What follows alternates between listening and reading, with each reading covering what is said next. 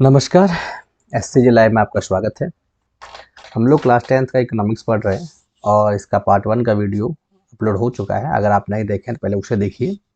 हमने पार्ट 1 में सारा चीज़ डिस्कस किया था कि अगर विकास होता क्या है, विकास की अवधारणा क्या है, आकांक्षा और अपेक्षा क्या होती है और विकास किस पर निर्भर करता है। इसी परिचय को आगे बढ़ाते हुए पार्ट 2 लेकर आए हुए हैं और हम लोग इसे पार्ट 2 में देखेंगे। पार्ट 2 में सबसे पहले ही देखेंगे कि इस चैप्टर में हम लोग पढ़ने क्या वाले हैं, आखिर ये चैप्टर में बताएगा क्या। तो इस अध्याय में हम लोग पढ़ने क्या वाले हैं तो पहला चीज पढ़ने वाले हैं, विकास क्या वादा करता है विभिन्न व्यक्तियों और विभिन्न लक्ष्य के लिए। देखिए, अगर विकास कर रहा है कोई व्यक्ति तो कुछ तो वादा करता होगा। सरकार विकास की बात करती है, परिस्थितियां विकास की बात करती है, हर व्यक्ति चाहता है कि हम विकास करें, तो कुछ तो खास वादा करते होंगे कि हम रोड बना देंगे।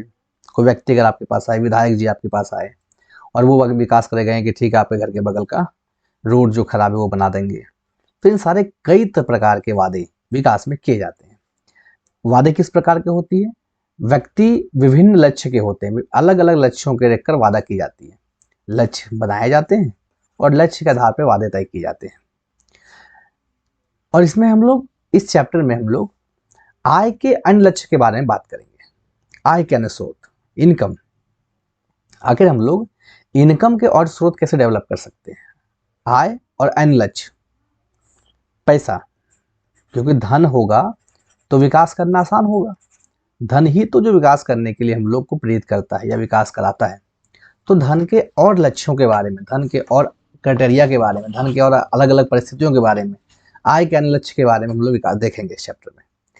राष्ट्रीय विकास क्या है? नेशनल डेवलपमेंट क्या है? सरकारें बार बार बात करती रहती है।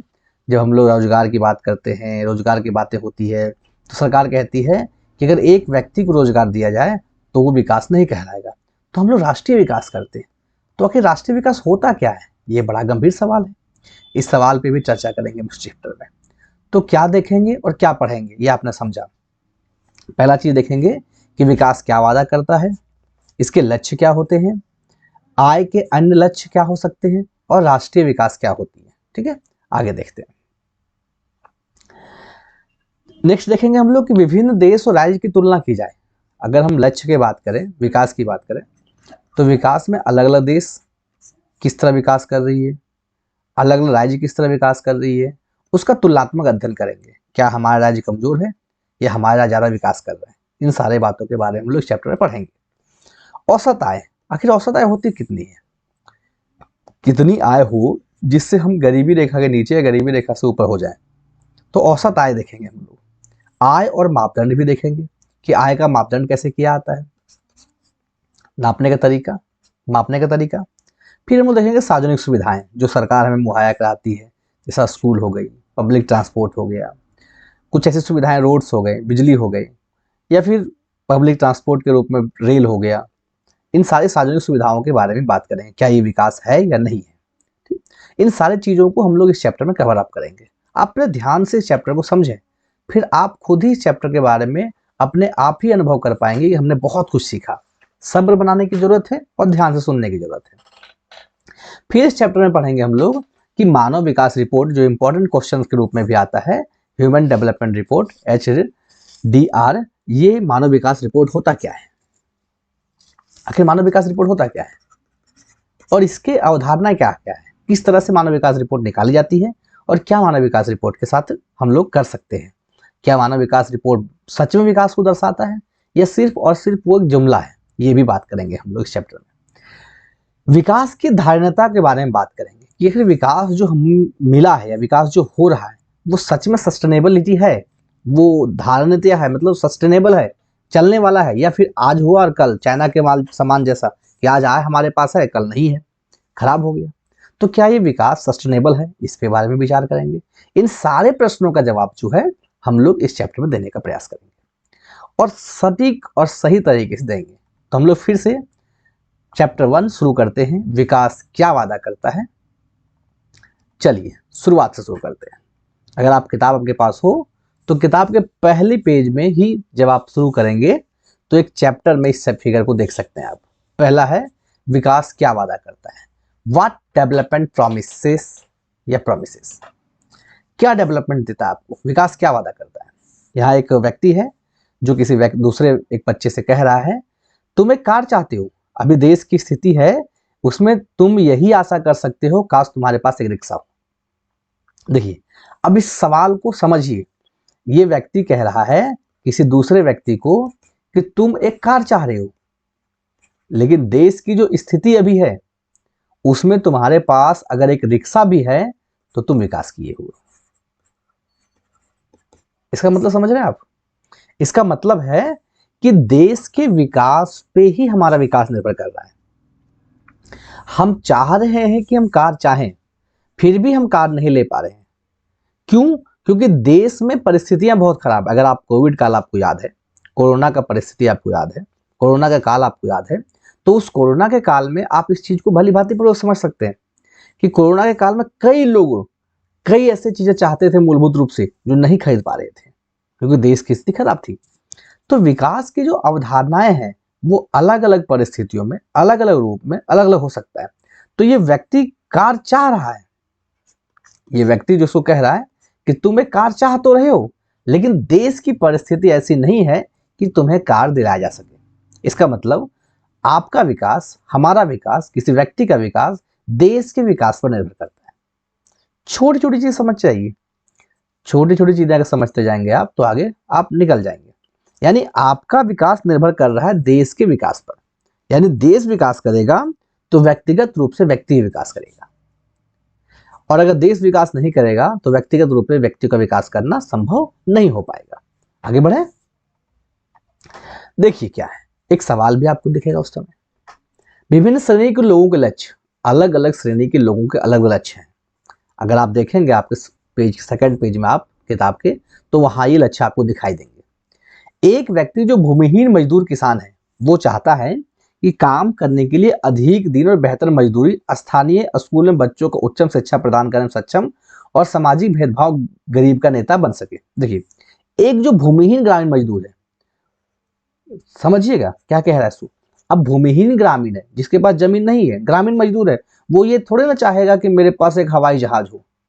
वो ये चाहेगा कि काम करने के लिए अधिक दिन मिल जाए हमको, यानी अधिक दिन काम मिल जाए, बेहतर मजदूरी मिल जाए, अच्छा से पैसा मिल जाए, कम से कम मजदूरी 200 रुपया मिल रहा है 400 मिल जाए, और स्थानीय स्कूलों में हमारे बच्चे पढ़ने लगे, जो जहां पढ़ रहे हैं वहां उत्तम शिक्षा प्रदान करें, उत्तम शिक्षा मिल पाए, और सामाजिक भेदभाव ना हो, और गांव में वे नेता भी बन सके और कोई और समृद्ध जगह पे भी जा सके।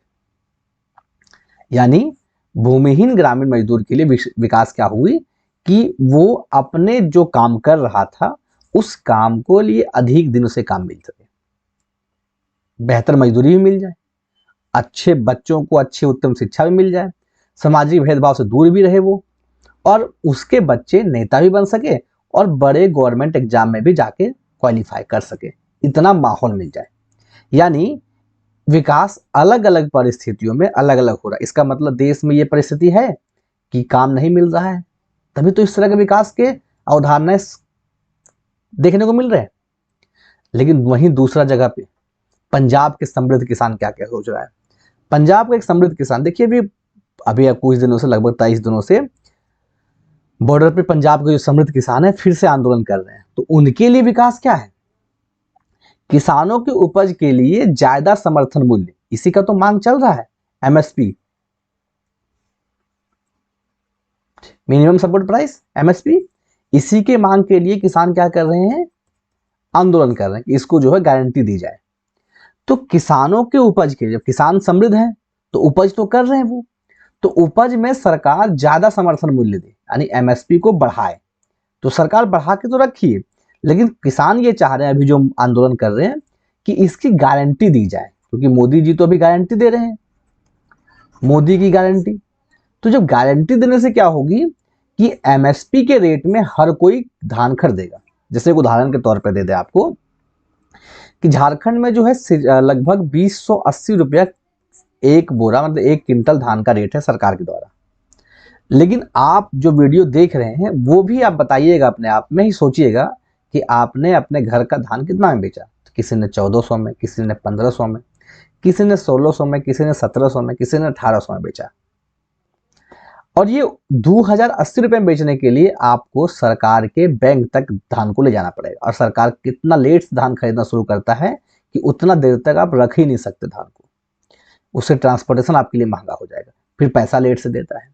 यानी एमएसपी तो है, लेकिन एमएसपी पे धान बिक नहीं रहा है। तो पंजाब के समृद्ध किसान ये चाहेंगे कि हमें ज्यादा समर्थन मूल्य मिले, हमेशा चाहेंगे ये कि ज्यादा समर्थन मूल्य मिले।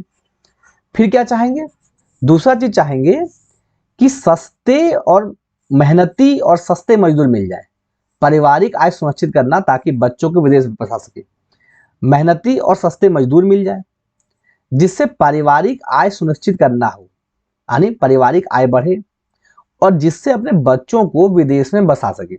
आप देखेंगे तो पंजाब हरियाणा के लोग अधिक, बहुत लोग विदेश रहते हैं, एनआरआई कहलाते हैं। तो ये चाहेंगे कि समृद्ध किसान है तो उन्हें तो समस्या नहीं कि अपने बच्चों को पढ़ाने के लिए, तो देश में क्यों पढ़ाएंगे, विदेश में पढ़ाएंगे। यानी इसके लिए पंजाब के समृद्ध किसान के लिए विकास अलग हो गया। अब कुछ सवाल आपसे पूछ रहे हैं, किसान जो खेती के लिए वर्षा पर निर्भर करते हैं, जो किसान खेती के लिए वर्षा पर निर्भर करते हैं वो क्या चाहेंगे, आप बताइए। तो हम सोच के बताते हैं आपको, आपसे सोचिए।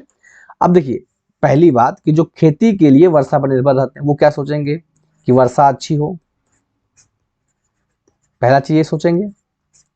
दूसरा सोचेंगे कि फसल जो है, फसल अच्छा हो,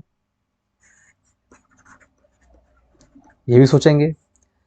तीसरा चीज क्या सोचेंगे कि फसल का मूल्य सही मिले, फसल का मूल्य ज्यादा मिले।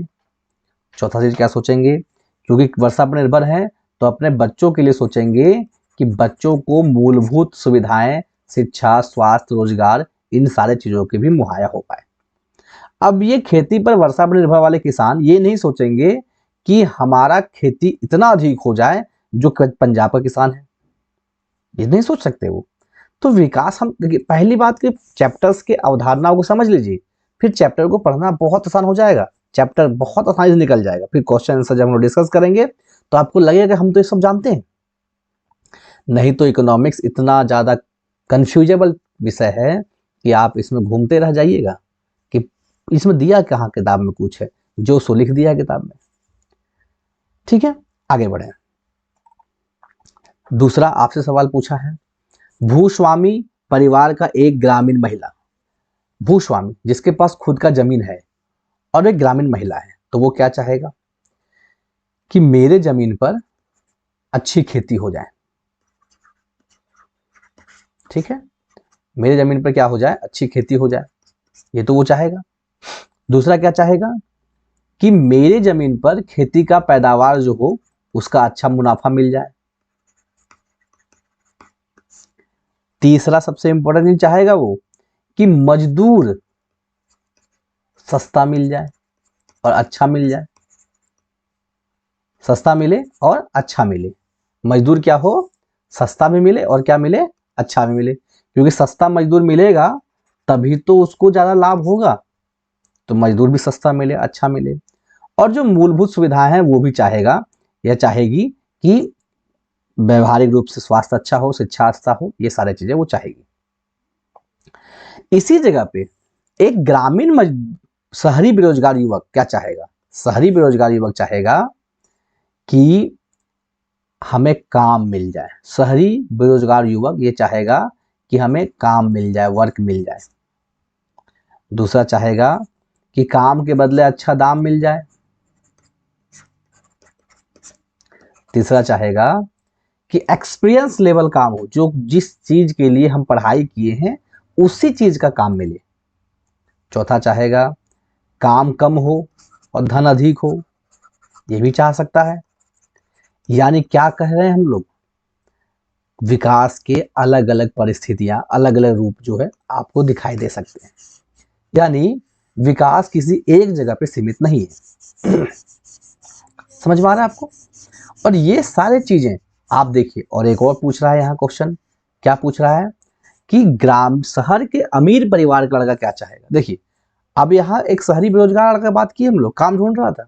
अब वही शहर का एक अमीर परिवार का लड़का है, वो क्या चाहेगा कि हमें ज्यादा से ज्यादा अपने घर से छूट मिले, घूमने का, फिरने का, कॉलेज जो है जाने की आज़ादी हो, कोई भी कोर्स करने की आज़ादी हो, पढ़ाई हो या ना हो, पढ़ाई करें या ना करें, बाप का तो पैसा रखा हुआ है, हम तो कमा ही लेंगे। अब देखिए, मुकेश अंबानी का बेटा अगर ये कहे कि हमको पढ़ना नहीं है तो क्या फर्क पड़ता है?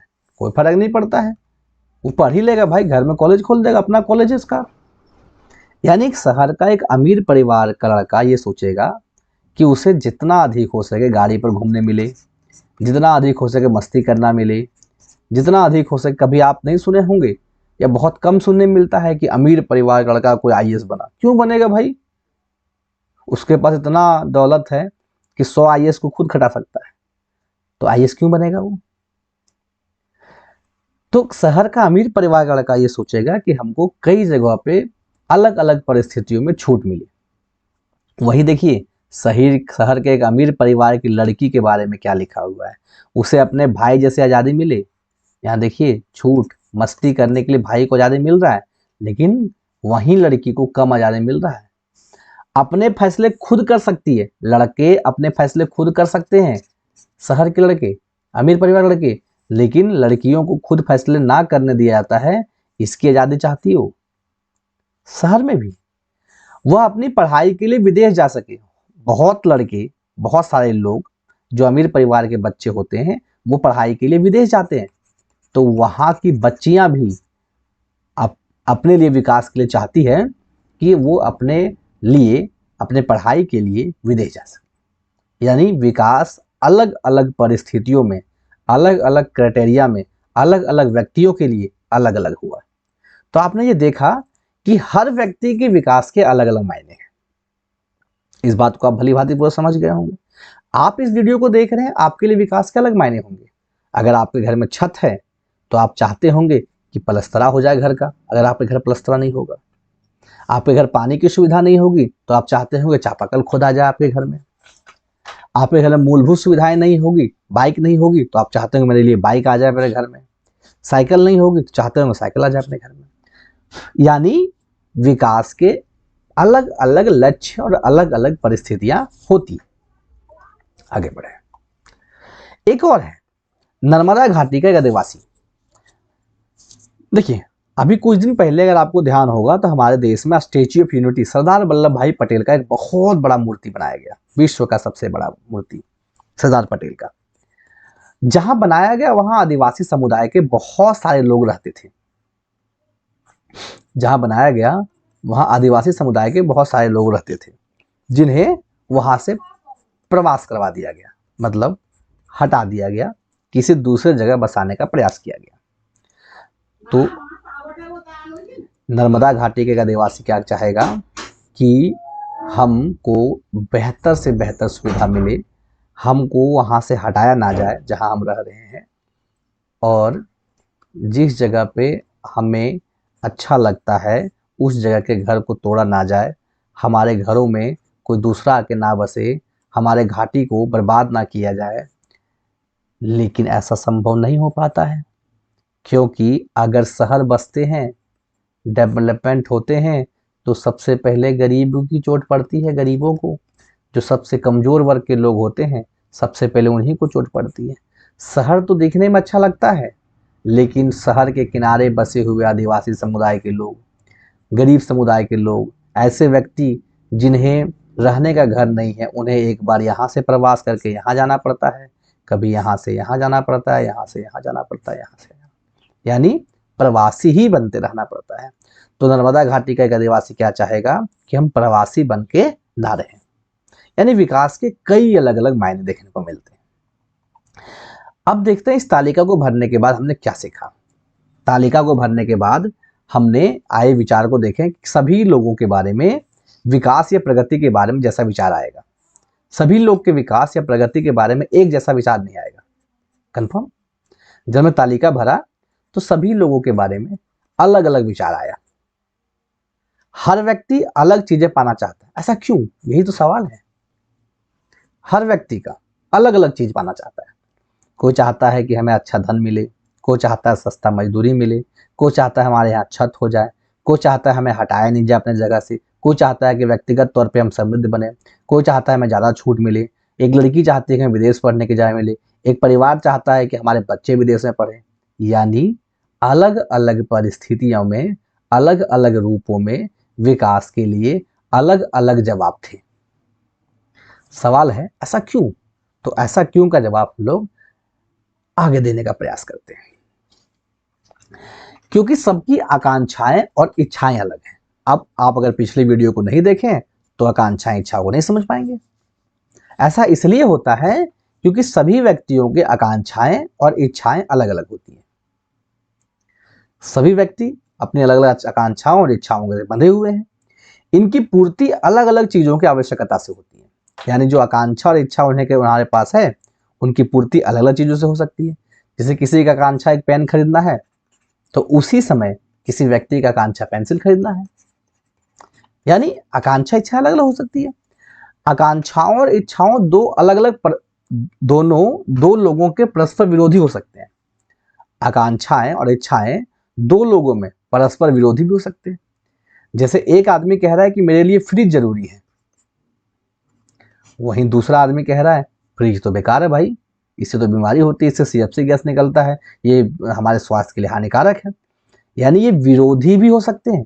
जैसे एक उदाहरण भी देख सकते हैं, वहां भाई बहन के लिए था कि परिवार में भाई चाहता है कि पूरी आजादी से घूमता फिरता है, लेकिन वही बहन घर में काम करती है, तो बहन के लिए उसकी आजादी क्या हो गई? विरोधी हो गया, हुआ ना। यानी आकांक्षाएं और इच्छाएं परस्पर एक दूसरे के विरोधी भी हो सकते हैं। समझ में आया आपको?